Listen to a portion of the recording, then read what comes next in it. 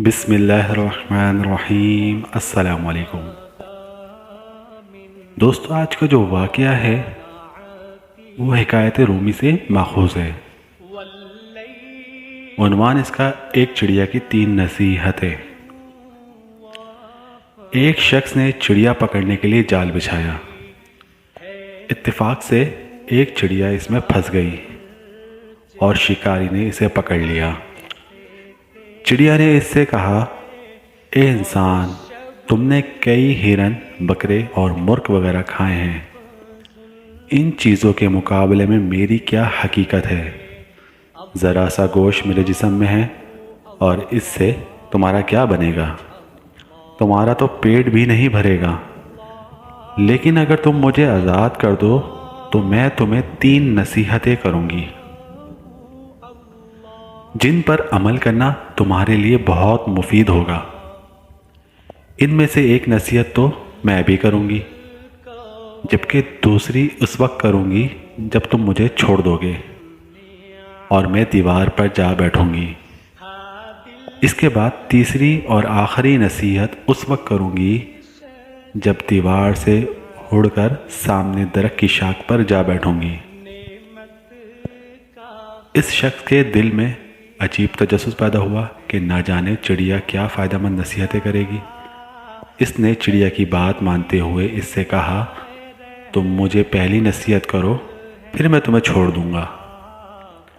چنانچہ چڑیا نے کہا، میری پہلی نصیحت یہ ہے کہ جو بات کبھی نہیں ہو سکتی اس کا یقین مت کرنا۔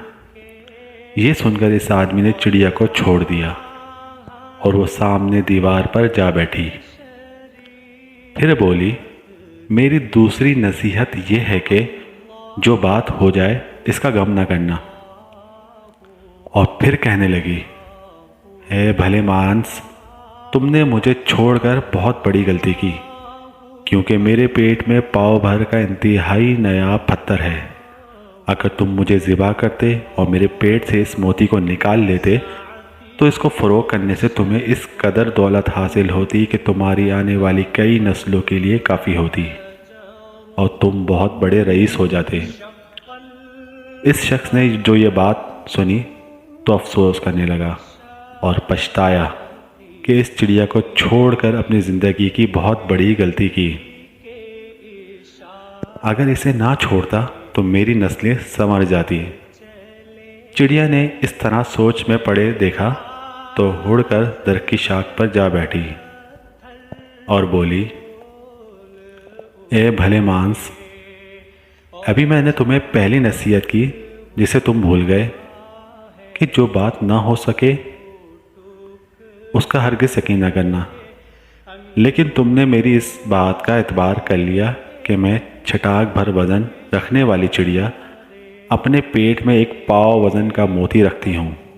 یہ کیسے ممکن ہے؟ میں نے تمہیں دوسری نصیحت یہ کی تھی کہ جو بات ہو جائے اس کا غم نہ کرنا، مگر تم نے دوسری نصیحت کا بھی کوئی اثر نہ لیا اور غم و افسوس میں مبتلا ہو گئے کہ خواہ مخواہ مجھے جانے دیا۔ تمہیں کوئی بھی نصیحت کرنا بالکل بیکار ہے۔ تم نے میری پہلی 2 نصیحتوں پر کب عمل کیا جو تیسری پر کرو گے؟ تم نصیحت کے قابل نہیں۔ یہ کہتے ہوئے چڑیا پھر سے اڑی اور ہوا میں پرواز کر گئی۔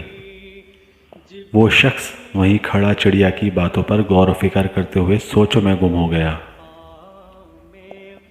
اس کا حاصل کلام یہ ہے، وہ لوگ خوش نصیب ہوتے ہیں جنہیں کوئی نصیحت کرنے والا ہو۔ ہم اکثر خود کو عقل کل سمجھتے ہوئے اپنے مخلص ساتھیوں اور بزرگوں کی نصیحتوں پر کان نہیں دھرتے اور اس میں نقصان ہمارا ہی ہوتا ہے۔